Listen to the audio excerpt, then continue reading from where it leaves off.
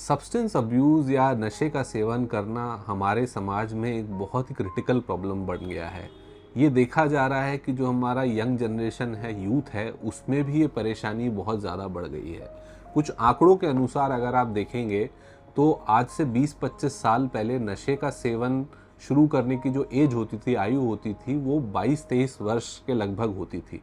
But आज के समय में ऐसा देखा जा रहा है कि ये आयु 13 से 14 साल हो गई है। इतने जो हमारे टीनेजर्स हैं उसमें भी नशे का सेवन जो है वो शुरू हो जाता है। सब्सटेंस अब्यूज़ एक बहुत ही बड़ी परेशानी है जिससे कि हमारे स्वास्थ्य, हमारे शरीर, हमारे मन, हमारे सामाजिक हालत पे बहुत गहरा असर पड़ता है। तो जितने भी ये नशीले पदार्थ हैं, ड्रग्स हैं, वो केवल इंसान को ही, उस व्यक्ति को ही नुकसान नहीं पहुंचाती है बल्कि उसके पूरे परिवार और जो समाज है उसको भी नुकसान पहुंचाती है। नमस्कार दोस्तों, मैं हूं डॉक्टर जतिन उकरानी। मैं कंसल्टेंट साइकेट्रिस्ट हूं at the lifestyle clinic Delhi. और आज हम इस वीडियो के माध्यम से समझेंगे कि नशा कितने टाइप के होते हैं, नशे करने के कारण क्या होते हैं और substance abuse disorder, substance use disorder के लक्षण क्या होते हैं।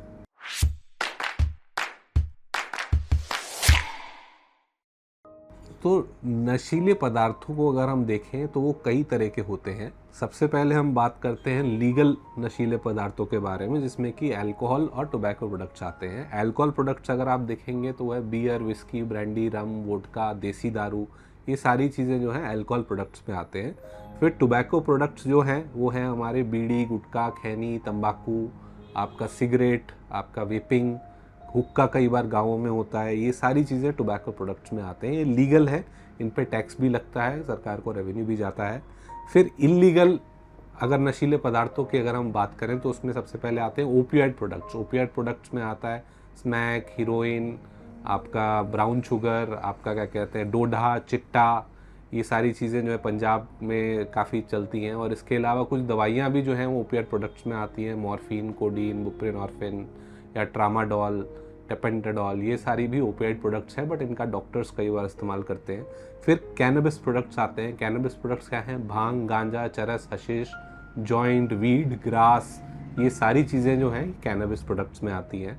फिर आते हैं हमारे जो है इन्हेलेंट्स। इन्हेलेंट्स आजकल बहुत कॉमन हो गया है। कई बार छोटे बच्चे जो हैं रुमाल रख के इन्हेलेंट्स का सेवन करते हैं, सूंघते रहते हैं। इसके अलावा और भी कई कैटेगरीज हैं, एलएसडी, एक्सटेसी, एमडीएमए, कोकेन जो कि मिलती हैं, या फिर कई रेव पार्टी की ड्रग्स होती हैं जो कि क्या कहते हैं अवेलेबल हैं हमारी सोसाइटी में।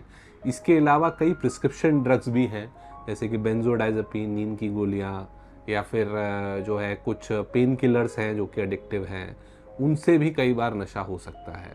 तो हमें ये समझना ज़रूरी है कि अगर कोई ड्रग लीगल है या उसको कोई डॉक्टर लिख रहा है, या कोई ड्रग इल्लीगल है, उसको आप किसी पार्टी में ले रहे हो, सभी से आपको नुकसान हो सकता है। तो आपको नशा बिल्कुल नहीं करना है। और अगर आप कोई दवाई अपने डॉक्टर से ले रहे हैं तो उनसे, उनकी देख रेख में, उनके सुपरविज़न में लें। जितना वो प्रिस्क्राइब कर रहे हैं उतना ही लें। अगर आपकी दवाई एडिक्टिव है तो उसका ज़्यादा सेवन करने से आपको नुकसान भी हो सकता है। तो अगर हम कारण समझने की कोशिश करें कि कोई इंसान नशा क्यों करना शुरू करता है, तो देखिए बहुत सारे कारण उसमें से हो सकते हैं। अगर हम देखें तो कई बार ये चीज़ें जेनेटिक भी हो सकती हैं। अगर आप नशा कर रहे हो तो हो सकता है आपके पिताजी या आपके फैमिली मेम्बर्स में भी ये आदत रही हो, ये परेशानी रही हो, तो ये जेनेटिक हो सकता है। फिर सेकेंडली कई बार लोगों के माइंड में मिसकंसेप्शंस रहते हैं, जैसे कि मर्दों को लगता है कि अगर वो थोड़ा नशा करेंगे तो वो एक मैस्कुलिनिटी का सिंबल है, या कई बार लड़कियों को लगता है कि अगर वो थोड़ी वाइन पिएंगे तो उनके चेहरे पे ग्लो आएगा। इस तरह के कुछ मिसकंसेप्शंस हैं। और कई बार ऐसा भी होता है कि इन लोगों को कोई मानसिक बीमारी है, डिप्रेशन है, ओसीडी है, या बाइपोलर डिसऑर्डर है, या फिर एडीएचडी है, जिसको एक तरह से अपने ही तरह से ठीक करने के लिए कई बार नशा कर लेते हैं, अपनी परेशानियों को कम करने के लिए नशा कर लेते हैं। या कई बार जो है कोई इनके जीवन में समस्या चल रही होती है, घरेलू समस्याएं होती हैं, आर्थिक समस्याएं होती हैं, जिनसे थोड़ा निवारण पाने के लिए, रिलैक्स करने के लिए ये जो है नशा कर लेते हैं। कई बार जिनके साथ शोषण हुआ होता है बचपन में, या बचपन बड़ी कठिनाइयों में बीता होता है, वो आगे जाके जो है नशे का सेवन करने लगते हैं। तो देखिए, हमें ये समझना ज़रूरी है कि ये सारे इफ़ेक्ट्स जो हैं नशों के, ये टेम्पररी इफ़ेक्ट्स हैं। ये केवल 1 या 2 दिन के लिए लास्ट करेंगे। लॉन्ग टर्म में अगर आप डेली बेसिस पे या रेगुलर बेसिस पे नशे आप कर रहे हो तो इनसे आपको नुकसान ही होगा। आपका शरीर और आपका मन जो है, दोनों ही इनसे जो है ग्रस्त हो सकता है। तो सब्सटेंस यूज़ डिसऑर्डर या एडिक्शन के लक्षण क्या हो सकते हैं? अगर हम कुछ कॉमन लक्षण देखेंगे जो कि जिनसे आप समझ सकते हैं कि किसी इंसान को कोई प्रॉब्लम हो रही है, किसी इंसान को कोई दिक्कत हो रही है, तो आप ये देख सकते हैं कि उस इंसान को शायद पैसे की ज़रूरत ज़्यादा होगी और कई बार वो चीज़ें जो हैं आपसे छुपाएगा, आपको झूठ बोलेगा, मैनिपुलेट करेगा और कई बार वो अपने वर्क में जो है, अपने काम में जो है एफिशिएंट नहीं हो पाएगा। चीज़ें बहुत अनऑर्गेनाइज्ड रहेंगी, अनप्लान्ड होंगी।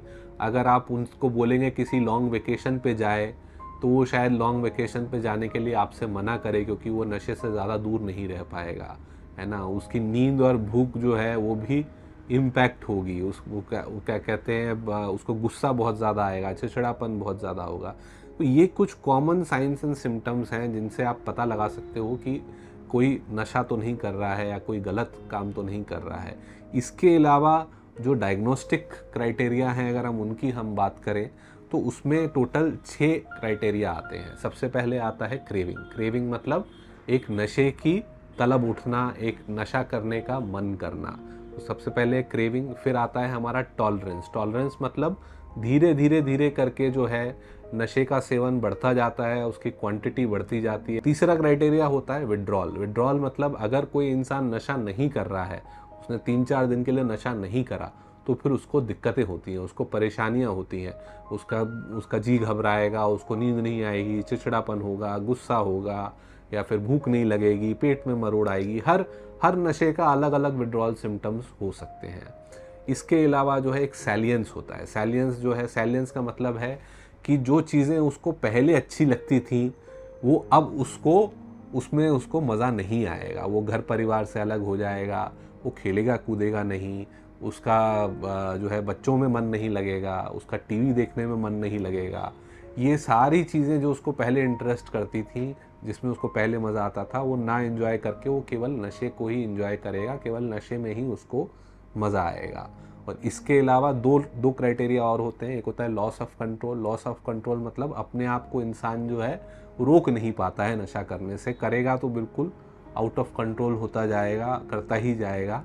और हार्मफुल यूज़। हार्मफुल यूज़ मतलब इंसान को कुछ दिक्कतें हो रही हैं, व्यक्ति को कुछ दिक्कतें हो रही हैं, मगर उसके बावजूद भी जो है वो नशा करता जा रहा है। तो इन 6 क्राइटेरिया में से अगर 3 क्राइटेरिया पिछले 6 महीने में जो है मीट हो रहे हैं, पिछले 6 महीने में इन 3 में से कोई लक्षण हमें देखने को मिल रहे हैं किसी व्यक्ति में, तो उसको एडिक्शन की बीमारी है, उसको सब्सटेंस यूज डिसऑर्डर है। तो नशे से जो है हमें कई तरह की समस्याओं का सामना करना पड़ सकता है।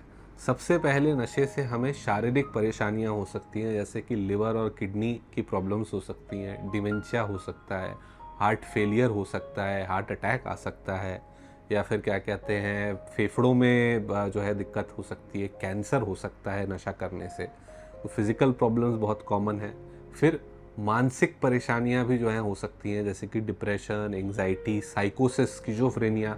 कैनबिस करने से स्किज़ोफ्रेनिया, साइकोसिस बहुत कॉमन है। तो दोस्तों, इस वीडियो के माध्यम से हमने समझा कि कोई इंसान नशा क्यों करता है, उसको क्या लक्षण हो सकते हैं, क्या दिक्कतें हो सकती हैं और नशे कितने टाइप के होते हैं।